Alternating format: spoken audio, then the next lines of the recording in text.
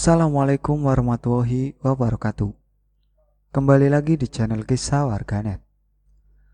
Kali ini saya akan melanjutkan cerita yang berjudul Kiriman untuk Pak Guru bagian kedua.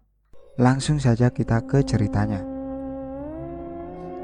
Setelah botol itu diamankan Pak Ridwan, semua berjalan baik.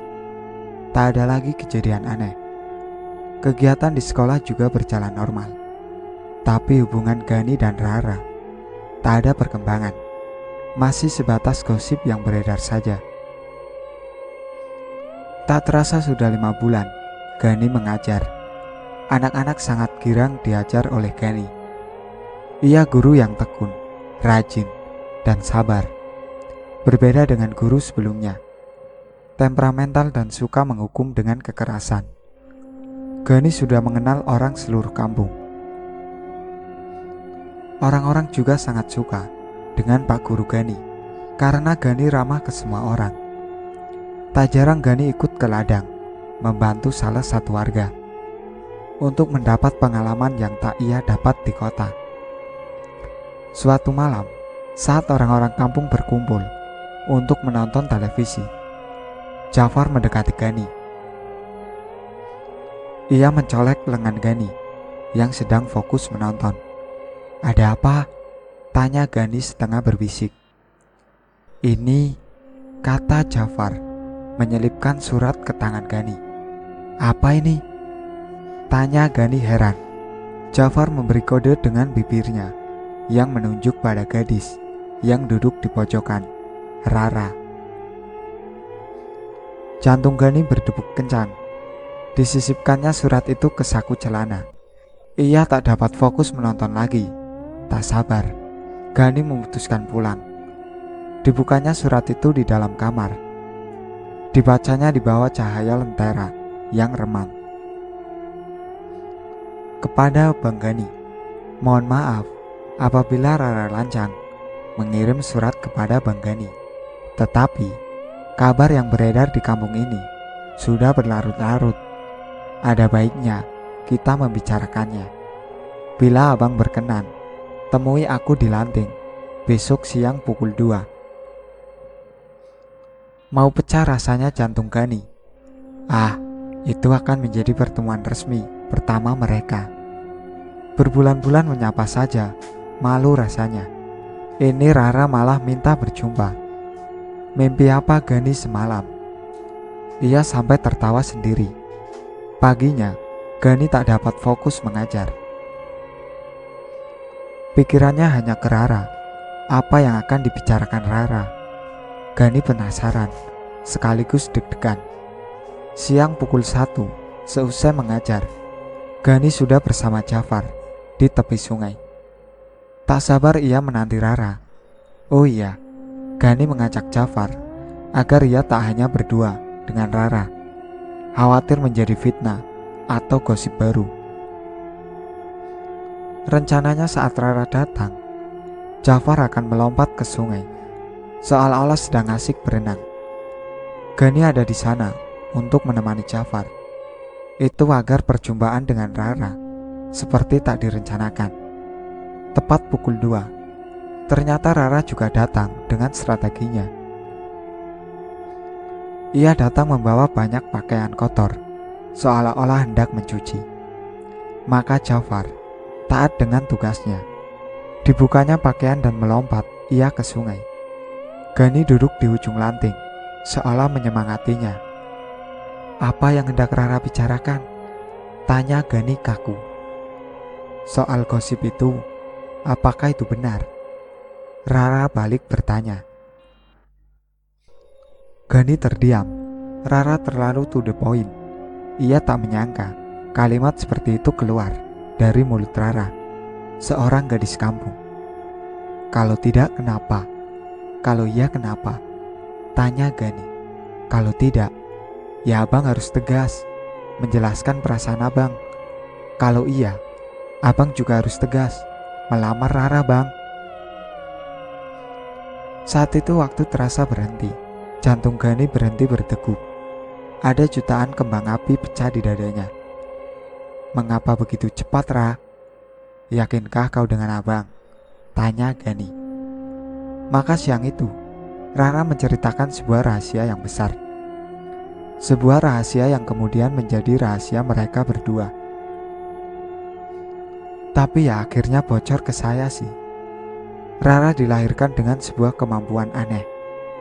Dia dapat melihat sosok yang tak dapat dilihat orang. Kalau orang sekarang menyebutnya indigo. Sejak dilahirkan ia punya seorang kembaran gaib yang selalu menemaninya. Kembar gaibnya ini selalu mencampuri hidup Rara. Sejak kecil, ia seperti selalu dilindungi dan dibela.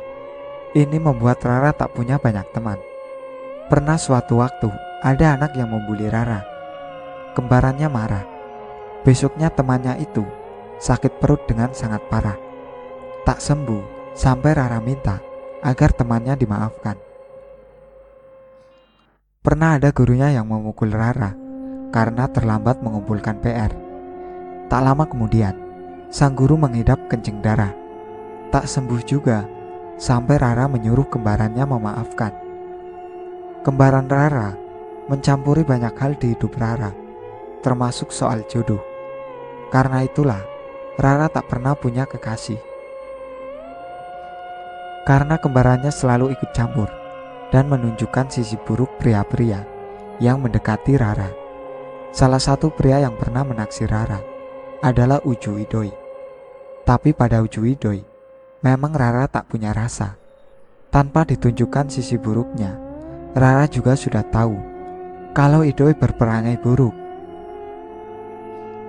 Idoi adalah pemabuk, penjudi, dan maling kambuhan. Kalau sudah habis uangnya, maka satu persatu ayam di kampung itu akan hilang. Lalu ia akan menghilang, tinggal di kampung lain berbulan-bulan.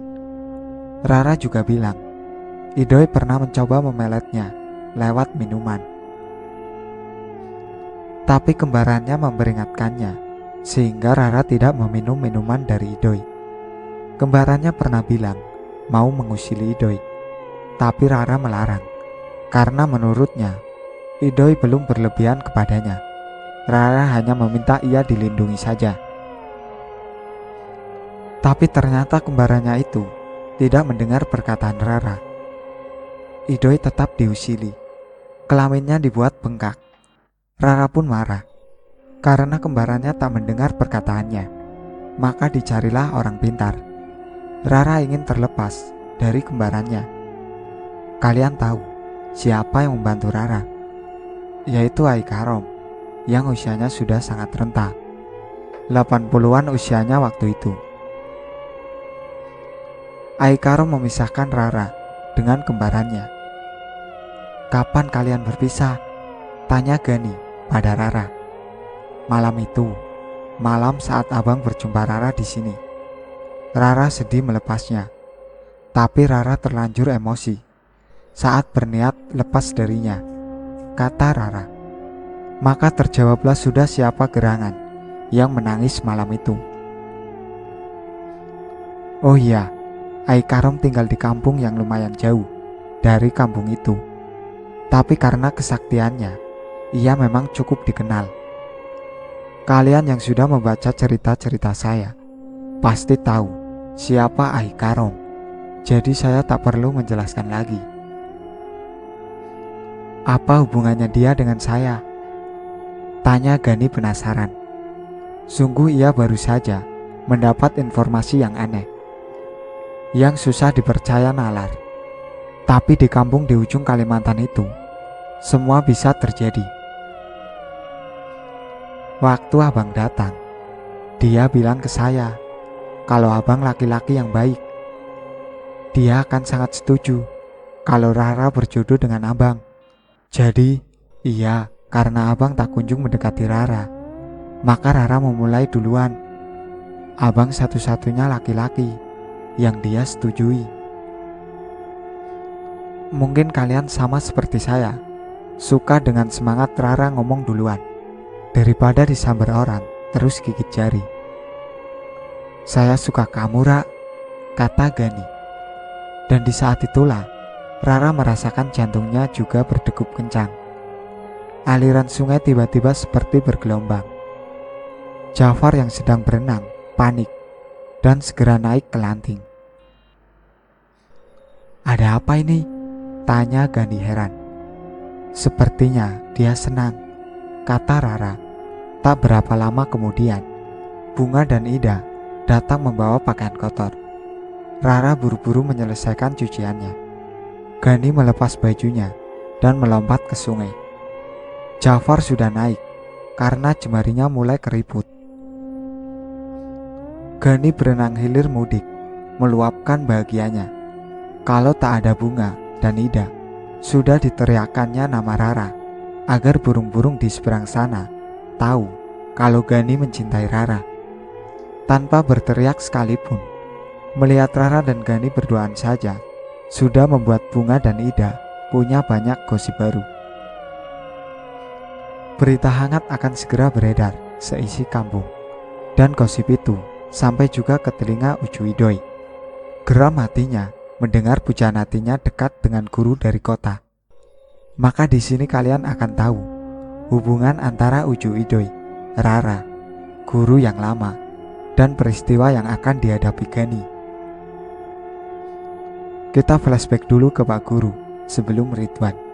Namanya Suta, pria usia 25-an, pindahan dari kabupaten lain. Dipindahkan karena punya kasus di sekolah sebelumnya, sama seperti Ridwan. Sejak datang ke kampung itu, Suta jatuh hati pada Rara. Setiap hari, Suta selalu berusaha mendekati Rara. Rara sungguh risih karena ia tak menyukai Suta. Karena ia tak menyukai Suta. Kabar bahwa Suta adalah guru berperangai buruk juga sudah sampai ke telinga Rara. Suta jarang sekali ikut mengajar. Ia membiarkan Pak Ridwan mengajar sendirian. Alasannya bermacam-macam.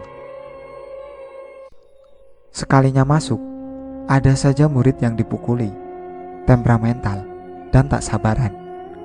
Walaupun demikian, sebagian anak tetap senang dengan keberadaan Suta. Setidaknya guru di sekolah mereka tak hanya satu. Kasihan juga mereka dengan Pak Ridwan. Tentu kabar Suta mengejar Rara juga tersebar di penjuru kampung berkat Bunga dan Ida. Orang tua Rara juga setuju. Kapan lagi punya menantu pegawai negeri? Tapi ada juga yang tak suka, Ucu Idoi, yang tak rela buah hatinya dicuri. Kembaran gaib Rara juga sudah berang. Dibuatnya perut Suta membengkak hingga 7 hari 7 malam. Kejadian yang cukup menghebohkan itu ditutup dengan Suta yang muntah darah di hari ke-8. Itu juga karena Rara yang meminta kembarannya berhenti. Orang-orang kampung heboh karena Pak Guru Suta mendapat kiriman guna-guna. Padahal guna-guna yang sesungguhnya belum dikirim, masih dalam rencana Ucu Idoi.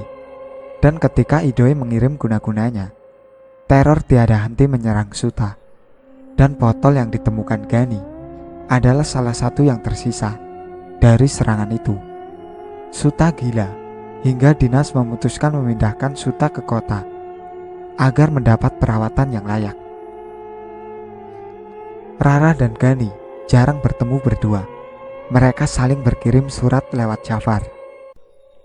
Nanti saat liburan sekolah, Gani berencana melamar Rara. Betapa senangnya hati Gani setelah ditemukan pujaan hatinya, Rara Nur Salamah. Hingga malam jahanam itu tiba. Malam paling mengerikan dalam hidup Abdul Ghani, Pak Guru dari kota. Pukul 12 malam, Gani masih terjaga. Hujan turun deras di luar. Petir menyambar, gemuruh bersaut-sautan. Gani sedang menulis surat untuk Rara. Tiba-tiba seluruh penjuru rumah seperti digedor puluhan orang. Gani kaget. Dinyalakan senter, dibukanya jendela. Yang ia lihat adalah pemandangan makam yang seharusnya ada di belakang rumahnya. Ia menyenter ke tanah, penuh genangan darah. Hujan itu berwarna merah. Gani panik. dan berusaha merafal doa-doa. Tapi ketika ia membuka mata, sosok pocong menyeringai di depannya. Gani berusaha melepaskan diri. Ia balas mencekik pocong itu, hingga mata pocong itu seperti meleleh keluar dari matanya. Bau busuk menyengat tercium dari lendir di tangan Gani.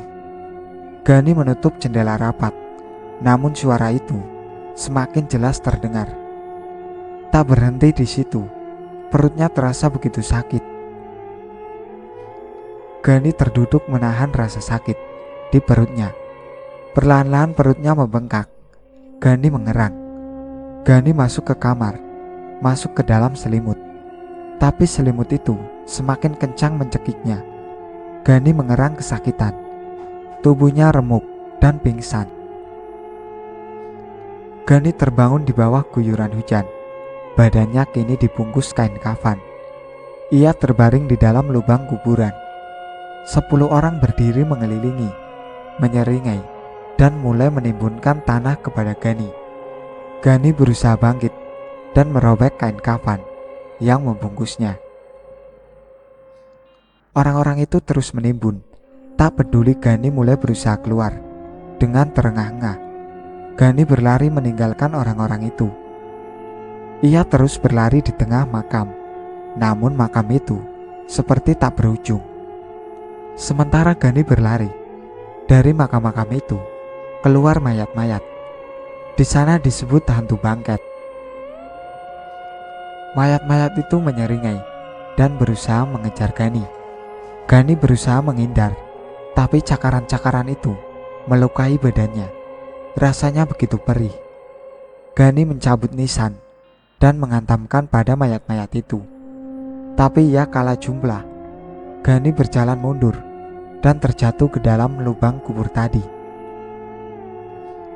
Sementara 10 orang itu tetap menimbun perlahan. Saat itulah Gani melihat wajah orang itu. Wajah orang-orang itu sama semua. Wajah Idoi yang menyeringai. Gani teringat Rara. Kini Rara tidak ada yang menjaga. Idoi bisa melakukan apapun pada Rara.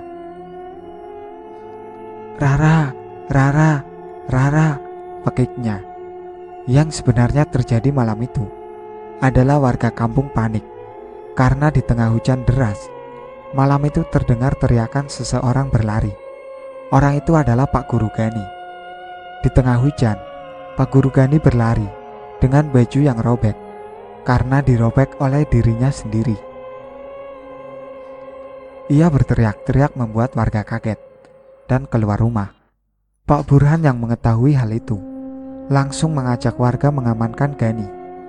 Pak Burhan pernah melihat kejadian itu, nyaris sama. Itu yang terjadi pada Pak Guru Suta. Pak Burhan dan warga berusaha menangkap Gani, tapi Gani terus melawan. Ia berusaha lari, walau warga menyerangnya sekaligus. Tenaganya begitu kuat. Gani bahkan mengambil kayu dan memukuli beberapa warga.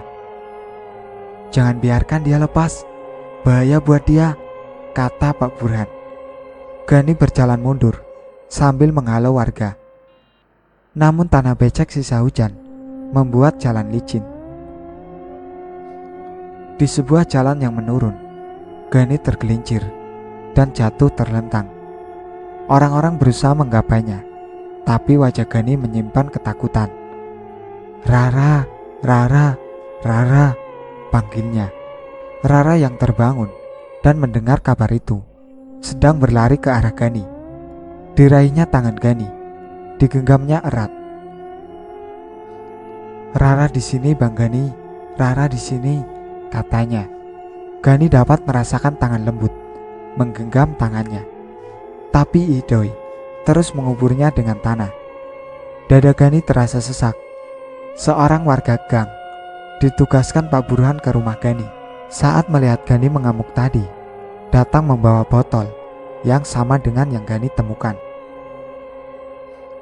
"Pak, saya menemukan ini," kata warga itu. Pak Burhan memegang botol itu. "Ajak 2 orang lagi pergi ke hulu, panggil Ai Akrom." Pak Burhan mendekati Rara. "Ada kiriman untuk Pak Guru." Entah siapa yang mengirimnya, kata Pak Burhan menunjukkan botol itu. Rara teringat sesuatu. Boleh saya musnahkan, Pak? Tanya Rara. Tidak boleh sembarangan. Saya bisa, Pak, kata Rara menyambar botol itu.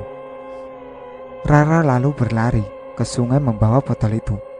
Sementara warga mengangkat Gani yang tampak lemas ke rumah Pak Burhan. Rara melempar botol itu ke sungai. Dari dalam sungai keluar sosok yang Rara kenal, kembarannya yang sudah menjelma dalam bentuk lain. Bantu aku memusnahkannya, temukan siapa pengirimnya, kata Rara sambil menangis. Ku bilang juga apa? Kau membutuhkanku, Rara, kata sosok itu. Besok paginya barulah Ai Akrom datang. Kondisi Gani masih payah. Ia masih seperti orang mengigau. Gani terjebak dalam halusinasinya. Apa yang ia alami hanya terjadi di kepalanya. Orang-orang jadi melihatnya seperti orang gila. Pak Ridwan menyerahkan botol yang pernah ditemukan Gani. Bahaya memang, kalau tak cepat ditangani, dia bisa gila selamanya, kata Ai Akrom. Kalau boleh tahu, apakah botol ini yang dipakai menyerang Nak Gani? Tanya Ai Akrom. Bukan, ternyata serangan juga pernah dikirim ke Nak Suta, guru sebelumnya. Itu botol yang ditemukan Gani setelah Suta pergi, kata Pak Burhan. Dulu saya pikir Suta itu pura-pura gila, tapi ketika Gani menunjukkan botol ini, saya menyadari kalau Suta dikirimi sesuatu. Makanya saat Nak Gani mengamuk tadi malam, saya suruh warga mencari botol itu di rumahnya, kata Pak Burhan. Kemana botol satunya? Saya musnahkan, Ai, kata Rara. Ai Karom hanya memanggut-manggut. Dengan obat dan mantra dari Ai Akrom, seminggu kemudian Gani pulih semula. Ia menceritakan apa yang ia lihat pada Rara, dan Rara menceritakan hal yang terjadi sebenarnya. Keesokan harinya, kampung dihebohkan oleh perahu Uju Idoi yang karam. Teman-temannya selamat, tapi Uju Idoi hilang. Ada yang bilang diterkam buaya. Sadis kamu, kata Rara pada kembarannya. Itu pantas untuknya, kata saudaranya yang kini mengambil bentuk seekor buaya itu. Dan ketika libur sekolah tiba, Gani datang ke rumah Rara untuk melamar. Orang tua Rara tentu setuju berat. Pernikahan segera dilangsungkan, dan Gani resmilah menjadi penduduk kampung itu. Gani mengajar di sana selama 15 tahun dan memutuskan mengajak Rara pindah ke Pontianak sejak tahun 2000-an. Banyak cerita menarik Pak Guru Gani selama mengajar, tapi pengalamannya terkait hal mistis ini masih diingatnya hingga sekarang.